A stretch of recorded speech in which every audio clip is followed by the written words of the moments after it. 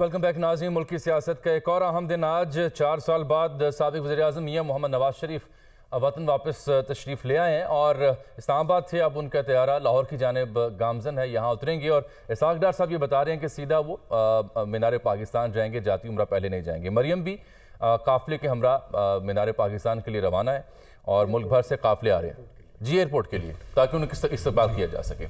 Panel में हमारे साथ जनाब मुजीबुर रहमान शामी साहब, सलमान गनी साहब, professor doctor Hasan Askari Rizvi, professor doctor रसूल बख्श रईस साहब, मुमताज़ कानूनदान जनाब साद रसूल साहब, सीनियर तजियाकार रशीद शाफी साहब, इनका साथ हमें हासिल है। साथ साहब चूँकि आप अभी आए हैं ट्रांसमिशन में, तो आपसे शुरू कर लेते हैं। इमिग्रेशन प्रॉबेबली और कुछ अपीलों पर दस्तखत करने थे, इसलिए साहबा रुके, क्या समझ आई आपको?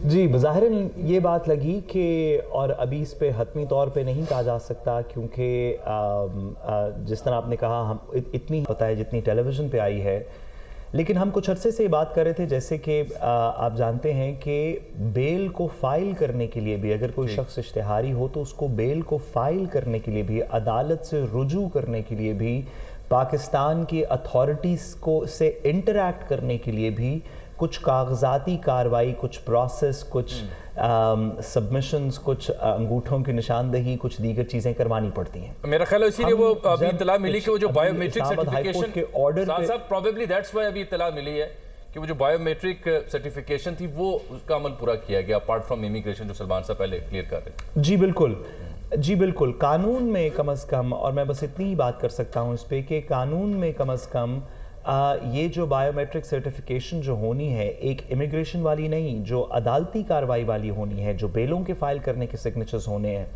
ये बेल ग्रांट करने से कानूनी तौर पे कम से कम पहले होने चाहिए। हकीकी तौर पे अब हमने देख लिया कि एक प्रेसिडेंस बन गया है।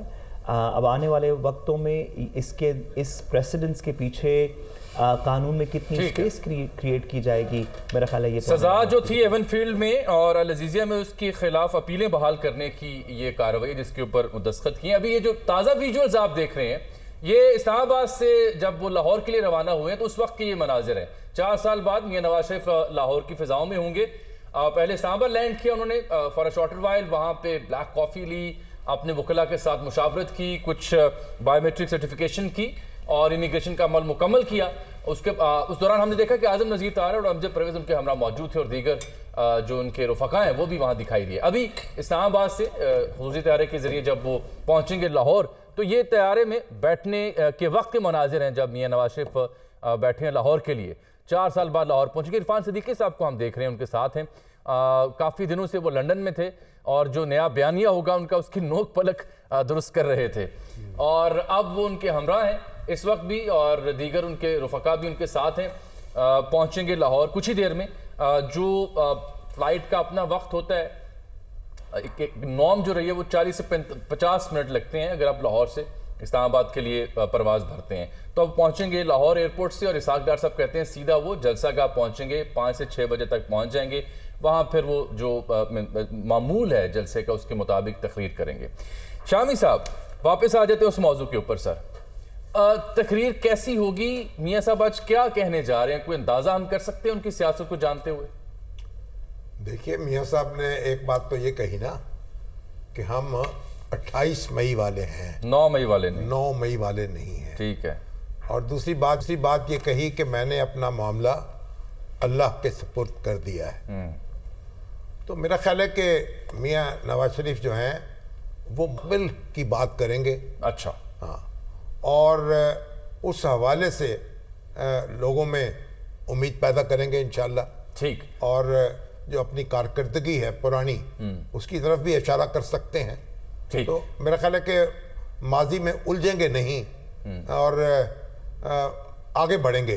सलमान साहब, वो एहतसाब और माजी में उलझने वाली बात फिर थोड़ी दब जाएगी आपके ख्याल में आज जो आ रहे हैं? देखिए, 28 मई की बात इसलिए वो करते हैं कि 28 मई का दिन इस हवाले से अहम है कि पाकिस्तान दफाई एतबार से खुद इंसारी की मंजिल पे पहुंचा, लेकिन उसके बाद आज की जो कैफियत है वो तो माशी सूरत हाल है। मुल्क जो है महंगाई, बेरोज़गारी, गुर्बत की आग में जल रहा है।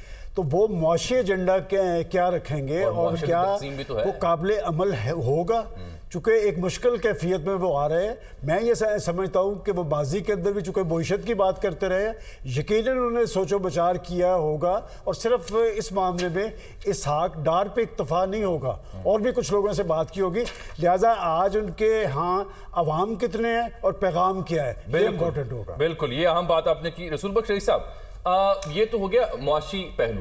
ایک معاشرتی پہلو بھی ہے, معاشرتی طور پر بھی تقسیم ہے نا اس وقت معاشرہ بری طرح سے, اس کو بھی ایڈریس کر سکتے ہیں. اتنا جہاندیدہ سیاستدان, کئی بار وزیر اعظم رہا, وزیر اعلیٰ بھی رہے, تو سیزنڈ ہیں, وہ اس پہ بات کر سکتے ہیں. اگر کر سکتے ہیں تو کیا ہے ان کے پاس ریمیڈی اس ڈویژن کی؟ دیکھیں, جو معاشرت میں اور لوگوں میں اس وقت تناؤ دیکھتے ہیں, تضادات دیکھتے ہیں, انتہا پسندی ہے, اس کی بنیادی وجہ سیاست میں پولرائزیشن ہے. اگر سیاست میں یہ کشیدگی اور تناؤ اور ایک دوسرے کے خلاف انتقام کی سیاست ختم ہوگی, اگر اس میں مفاہمت ہوگی, جڑنا ہوگا, تو اس کے اثرات معاشرے میں مرتب ہوں گے, گہرے ہوں گے. معاشرت کوئی آپ کی معیشت سے اور سیاست سے علیحدہ ہو نہیں سکتی, جڑی ہوئی ہے نا. یہ بالکل جڑی, کیا اس کے اثرات ہوتے ہیں کہ اگر آپ جنگوں میں ہیں, سیاسی جنگیں لڑ رہے ہیں, تو اس کی کیفیت معاشرے میں مختلف پیدا ہوتی ہے. اور اس کی اگر آپ نے معاشرے کی فکر ہے, افراد کی فکر ہے, تو دیکھنا یہ ہوگا کہ آپ معاشی طور پر پاکستان کے لیے کیا پیغام لائے ہیں, کیا منصوبہ بندی ہے. صرف یہ نہیں ہے کہ آپ ماضی کی باتیں کریں.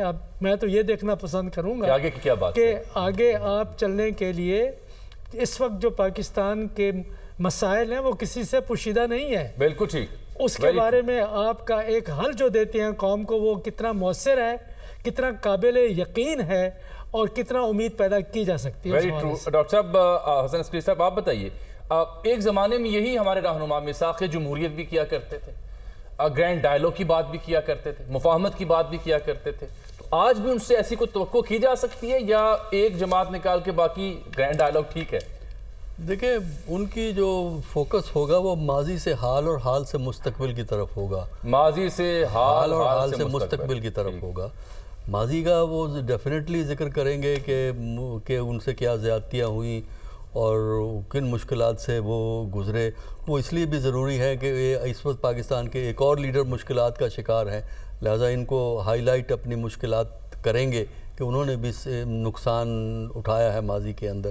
پھر اس کے بعد حال کی آمد کی بات ہوگی, اور اس کے جہاں تک فیوچر کا تعلق ہے وہ بڑے جرنلائز طریقے سے گفتگو کی جائے گی کہ ہمارا ماضی کا کردار یہ تھا, ہم نے ماضی میں یہ کیا, لہذا مستقبل میں بھی یہ کریں گے.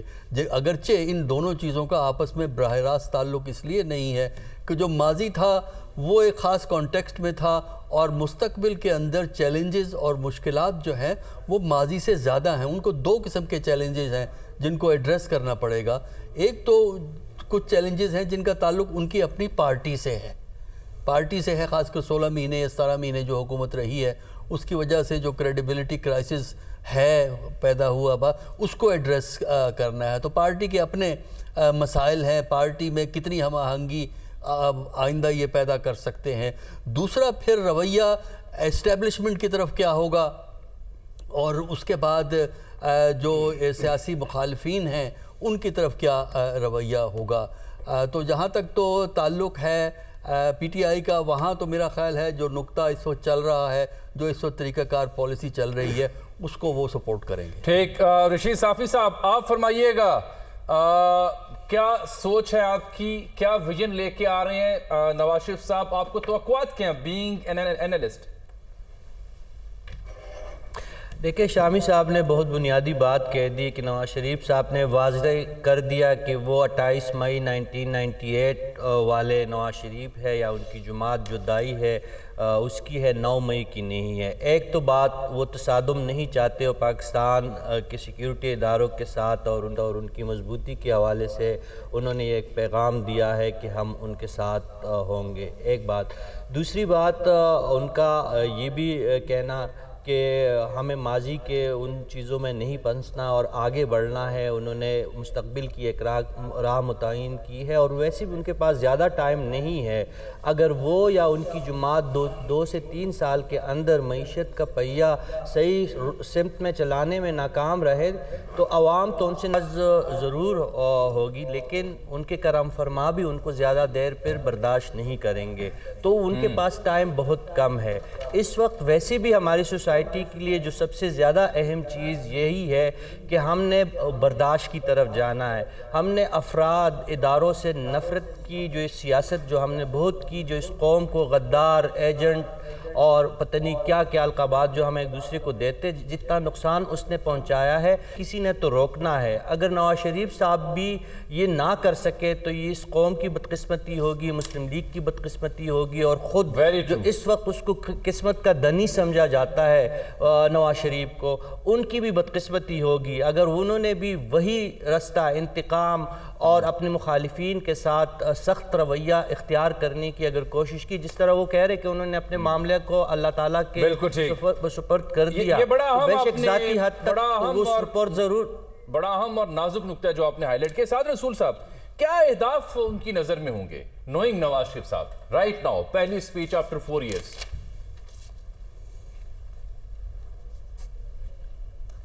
دیکھیے، مجھے تو انفارچونیٹلی شاید اس طرح کی امیدیں نہیں ہیں جس طرح کی دیگر دوست بتا رہے ہیں. اچھا، so what are you expecting? یہ کوئی پہلی دفعہ نواز شریف صاحب واپس ملک نہیں آ رہے. اگر آپ نے کسی بھی چیز کا اندازہ لگانا ہو کہ وہ کیسے آپریٹ کرے گی تو آپ کو دیکھنا چاہیے کہ اس نے ماضی میں کیسے آپریٹ کیا.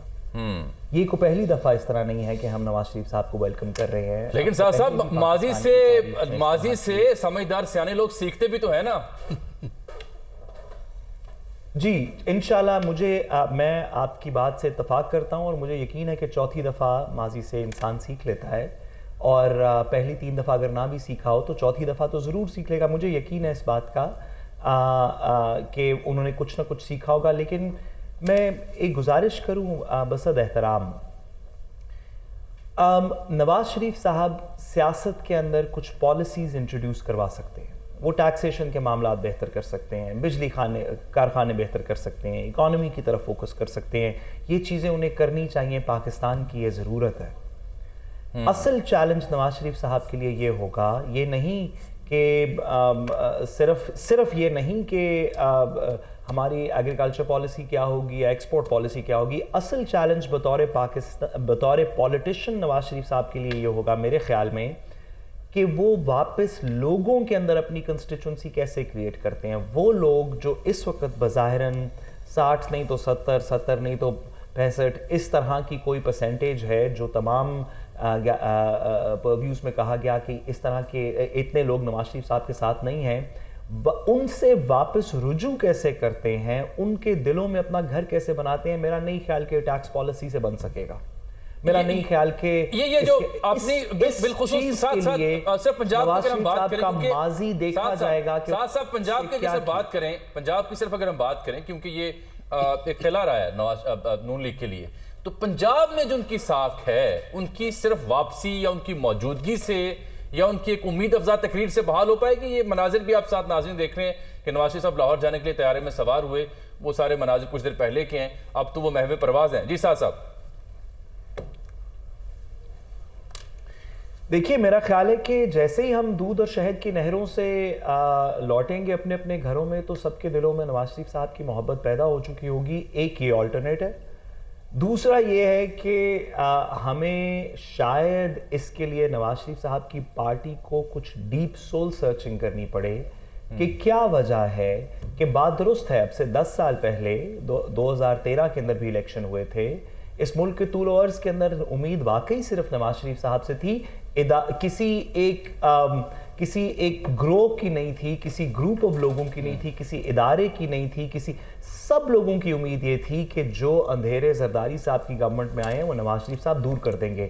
10 سال گزرنے کے بعد لوگوں کے اندر صاحب ذرا ٹھہریے گا، بڑا اہم نکتہ ہے یہ شامی صاحب اور سلمان صاحب کے لیے بھی ہے، باقی پینلسٹ کے لیے بھی ہے، اسی پہ ہم بات کرتے ہیں. لیکن ہمارے جو بیورو چیف ہیں یو کے وہ اس ٹریولنگ ود نواز شریف صاحب لنڈن سے آن ورڈ، وہ ابھی طیارے میں موجود ہیں میاں محمد نواز شریف کے ساتھ. ان سے بات کے لیے حسیب कहां तक पहुंचे, क्या देखा आपने, क्या सुना अभी तक? जी बिल्कुल, हम तैयारी में नवाज शरीफ के साथ दुबई से ही मौजूद थे। प्लान जो था बिल्कुल according to the initial plan गया।